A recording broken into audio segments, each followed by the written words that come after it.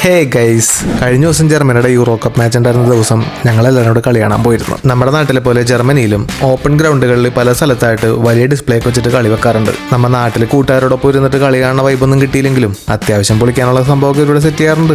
കളിയെ കഴിഞ്ഞപ്പോഴേക്കും നല്ലപോലെ വിശന്ന്. അങ്ങനെ ഞങ്ങൾ ഇന്നൊരു വെറൈറ്റി പിടിക്കാൻ വേണ്ടി കൊറിയൻ ഫുഡ് ട്രൈ ചെയ്യാൻ വേണ്ടിയാണ് പോയത്. അവിടെ ചെന്നിട്ടുണ്ടല്ല, ഞങ്ങൾ അങ്ങോട്ട് കയറി റുമാതിച്ച് വായക്കൊള്ളാത്ത പേരുള്ള എല്ലാ സാധനങ്ങളും ഞങ്ങൾ അങ്ങോട്ട് ഓർഡർ ചെയ്തു. ഈ റെസ്റ്റോറൻറ്റ് ഞാൻ ഇടക്കിടക്ക് വരാറുള്ളതാണ്. നിങ്ങൾക്ക് ബെർലിനിൽ വന്നിട്ട് നല്ല കിഡിലൻ കൊറിയൻ ഫുഡ് ട്രൈ ചെയ്യണമെന്നുണ്ടെങ്കിൽ നിങ്ങൾക്ക് പറ്റിയ സ്പോട്ടാണ്.